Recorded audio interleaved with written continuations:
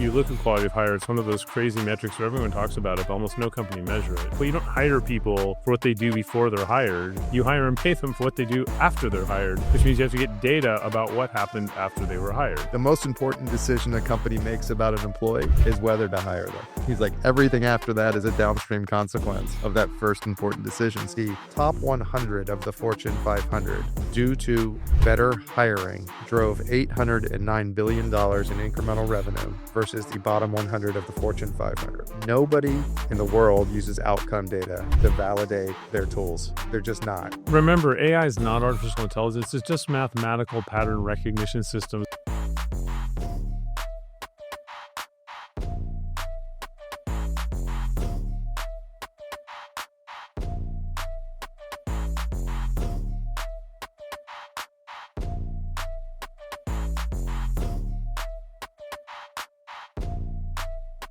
Again, good morning, everyone. This is Bob Pulver from Elevate Your AIQ, part of the Work Defined podcast network. Happy to be here at HR Tech in the Expo through Work Defined's partnership with HR Executive. And this morning, I have the pleasure of speaking with Mr. Michael Fitzsimmons and Dr. Stephen Hunt from Crosschq. And so we've got lots of things happening in your space. The two of you have been the dynamic duo of quality of hire activity between your book and Steve, your research and everything that you guys are doing with your Brilliant 500 index. And you had, award winners already talking about all the great work that you guys are doing. So I wanted to certainly unpack that. And there's a couple other things I wanted to hit on, certainly the latest from your AI, Quinn. I want to hear about that. And then we'll talk a little bit about the Human-Centric AI Council that Crosschq is underwriting. So let's dig into the quality of hire work. Why don't we just maybe give people a little bit of background about, the genesis of this. Obviously, Crosschq has been focused on this for a while. A challenging metric that people don't always track consistently or measure consistently. So who wants to sort of start to unpack this? Yeah, I'm happy to start to unpack it. So the funny thing is about Dr. Hunt and how we came together, which was really inspiring when I first met him and told him what we were trying to do in terms of helping companies better measure and improve quality of hire. His head went like this. He's like, that's the criterion challenge.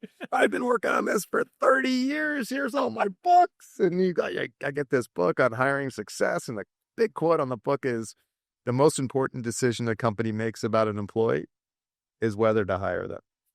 He's like, everything after that is a downstream consequence of that first important decision. So anyway, that's how we kind of got together and got engaged and have been working together. But just some context from a company's perspective, that's what Crosschq's mission in the world is to help organizations both measure and effectively improve quality of hire. That's what we're all about. Excellent. So Steve, tell us a little bit about how you went about this, the data that you used, how much of your prior work was sort of brought into this and how much was sort of fresh from, all the work that Crosschq was doing. Just a little bit about, maybe the methodology and that as well. Yeah. And it's definitely built on both, the work we've both been doing. Crosschq's been doing quality of hire work for a long time. And, I've been focused on it, really has been throughout my whole career in one way or another at different times. You start about that quality of hire. The first thing is, you can't improve what you don't measure. And if you look at quality of hire, it's one of those crazy metrics where everyone talks about it, but almost no company measure it. And most of these recruiting solutions, no offense to all of them out there, they're almost all pre-hire. So like, we trained our AI based on whether recruiters like them. It's like, well, you don't hire people for what they do before they're hired. You hire and pay them for what they do after they're hired, which means you have to get data about what happened after they were hired. And that's a complex problem that Crosschq's technology addresses. But this particular study, it really came out of a frustration, really, that everyone talks about quality of hire being important, but nobody measures it and there's no budget on it. And it's a little bit like where employee engagement was when I started my career. When I came out of grad school, companies did not measure employee engagement. They maybe did bad job satisfaction surveys and stuff. Yep. And there was a really pivotal moment in a book called First Break All the Rules that showed the financial impact of employee engagement on company profitability. And now employee engagement is a board level metric. Well, we're like, why isn't quality of hire a board level metric? And we thought, well, part of it is people don't realize that it actually really impacts profitability, which is like a duh observation. Who you hire is going to affect your business. Right. But for some reason, we need to justify it. And Mike challenged me and Chris Drake in the Crosschq team. Could you use public data to rank order the Fortune 500 on quality of hire, looking at LinkedIn data? And I thought, well, theoretically, yeah, but there's all kinds of methodological reasons why you wouldn't expect it to work. And so I tapped into my IO psychologist brain and looked at this for IO psychologists, just to say, we kind of looked at the stuff from LinkedIn as what the manifest variables of the underlying concept of quality of hire. And what we looked at is we grabbed data for every person that had been reported being hired into a Fortune 5 company between 2020 and 2025, June 2025. So like 4 million something people. Then we clean the heck out of it. We remove people that were in internships and things like that, normalize for company names, because everyone calls this company the same thing. And then we looked at 3 things based off of the Q4 model that Mike and I developed that sort of talks about the different elements of quality of hire, because it's using IO psychology terms, a multi-dimensional construct. It's made up of multiple things. And based on LinkedIn data, we had to modify it a little bit, but we basically looked at 3 things. What we call is enrollment. Did they last 12 months? Commitment. Did they last to 3 years? And achievement. Did they, in the first 3 years after they were hired, did they get promoted? Did they achieve educational accomplishments? Did they get peer recognition? And we used a very conservative weighting because, there's all sorts we didn't just throw the data at the wall. We were very methodological and very conservative weighting of it. And what we found is, we could rank orders. Of course, you can rank order companies, but what we said is this actually measuring anything of substance? And so we correlated it with financial performance, growth, financially reported.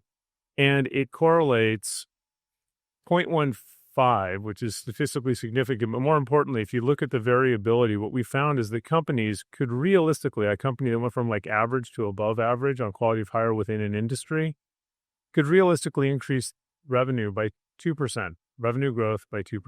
Now, it's probably underestimating it, but that's massive if you start looking at a Fortune 500's revenue numbers. Yep. And we also found associations, big differences with the recruiting metrics of retention and stuff like that. What was also really interesting is it correlated with employee engagement based on Glassdoor ratings of employability and employer of choice. But what was fascinating is that did not associate with revenue growth. Glassdoor engagement ratings are not associated with revenue growth. And what I'd argue is it's because there's a big difference between measuring attitudes, whereas we're measuring actual behaviors. What did people actually do? And it's been just received really well. We've shared with the winners some fantastic conversations. We're starting to be approached by the losers. We're not going to publish who they are. We're not here to shame anyone. But it's, our goal is just to generate more attention that this is a source for companies to significantly increase their financial performance just by really focusing on one thing, that decision of not just who do you hire, but how do you onboard them, bring them in the organization. So it's pretty cool. Excellent. So as far as ownership of this metric, that seems to be a hot debate. TA talent acquisition says, well, what do you mean? We got you all these great people. If they didn't stay, if they didn't seem committed, and whatever, then how is that on me? So how did you guys approach this when it comes to the talent acquisition, talent attraction kinds of people who just say, they might respect the point that you're making, but they're still this is out of my hands. I shouldn't be measured on this. I'll answer that. The way that I always answer that is I do think the recruiting it makes sense for them to own the metric, but saying that recruiting is accountable for quality of hire is like saying finance is accountable for profitability.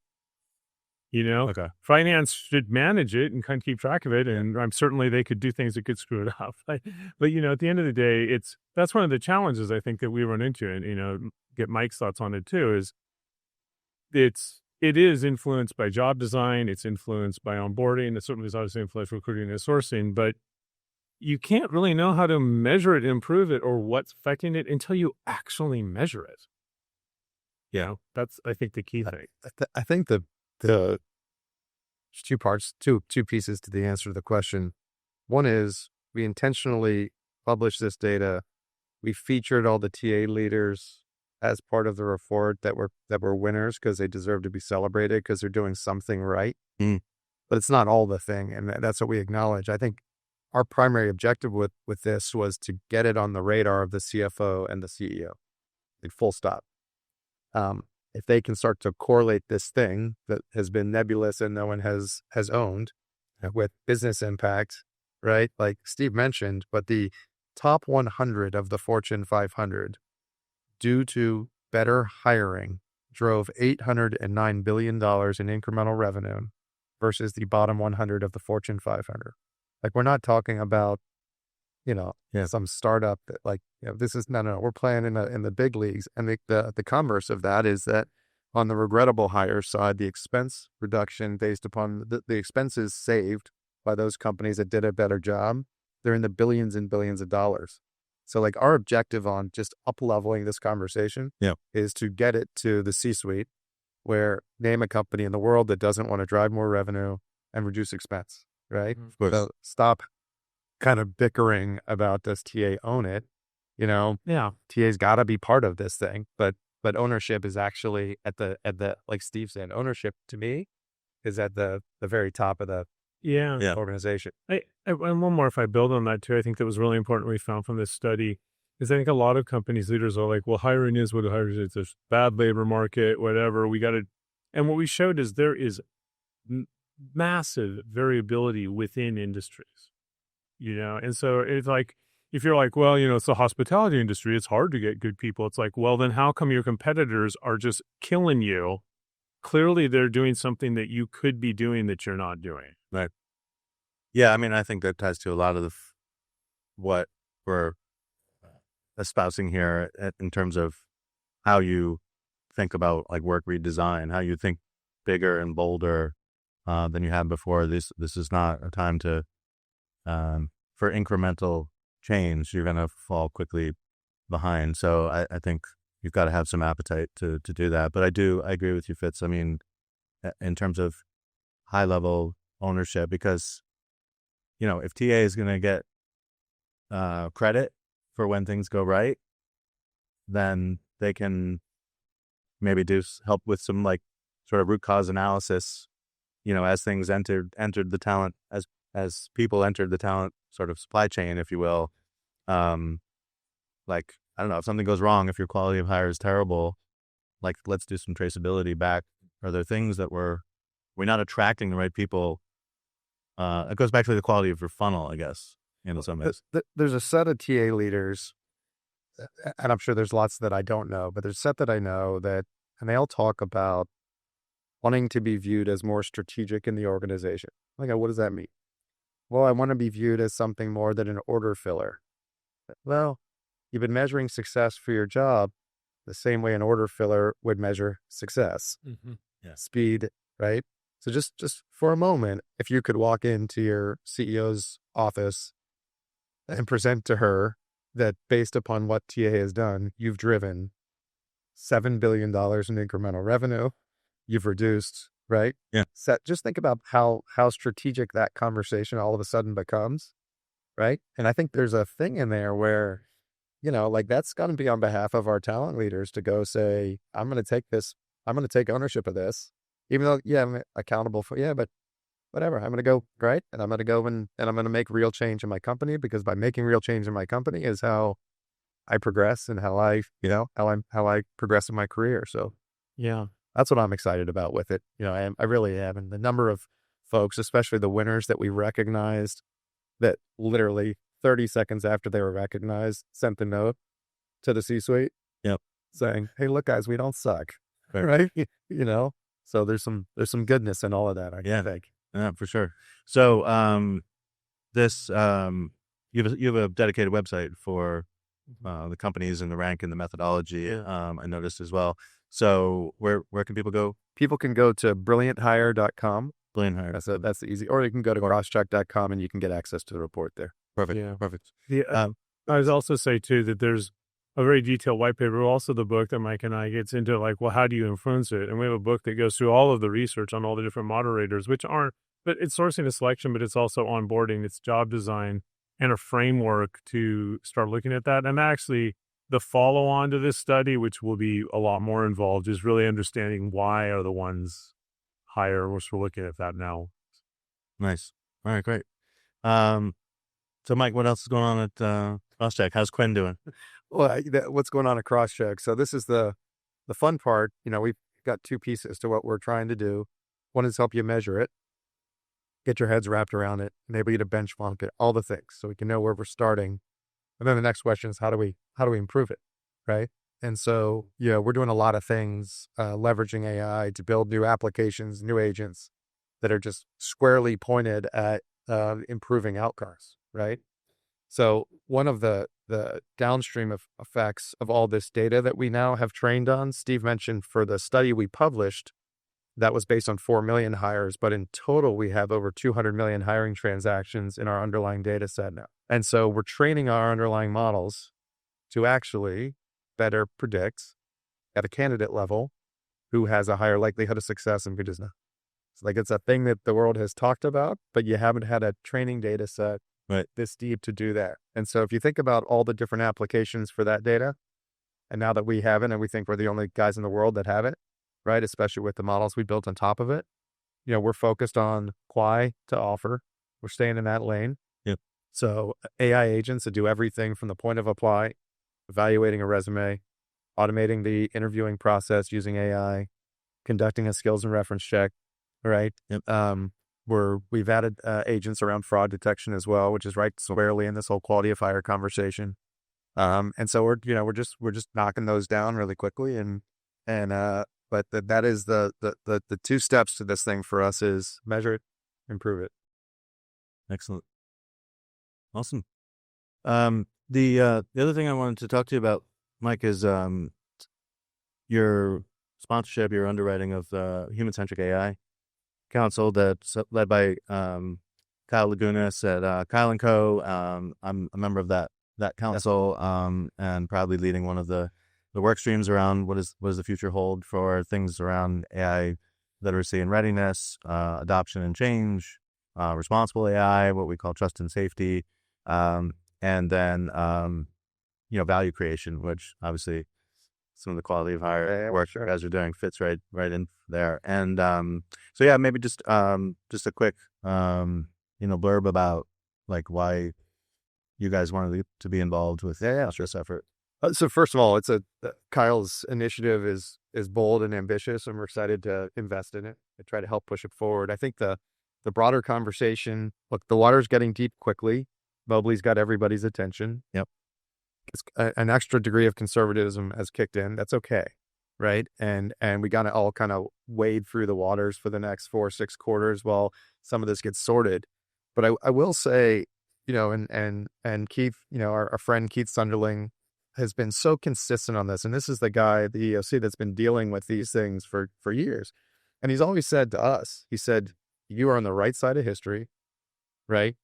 Nobody in the world uses outcome data to validate their tools. They're just not. As Steve mentioned earlier, they're training it on human behavior. Like most of these AI matching tools have been historically trained on prior recruiter behavior. Yeah. Hey, Bob, you look like you move people like Steve forward in the process. We found someone else that looks like Steve. We're going to move him forward in the process. There's a compounding, effect that's not rooted in outcomes. So I think that, from our perspective, we're on the right side of history.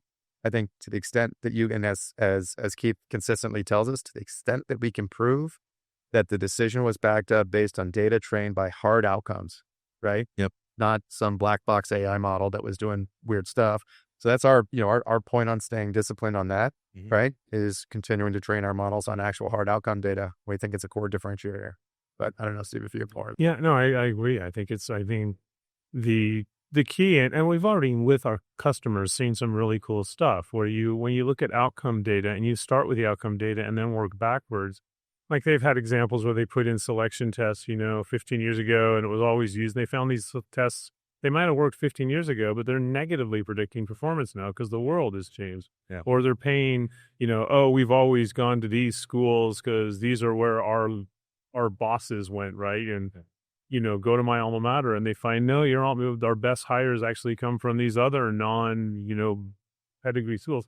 So, but when you start with the outcome data, it changes the whole conversation, because when you go in, a lot of how companies hire is just based on tradition and norms, or it's based on flashy, cool tools that make it easier to hire, which isn't necessarily better. There's nothing good about making bad hires quickly. Right.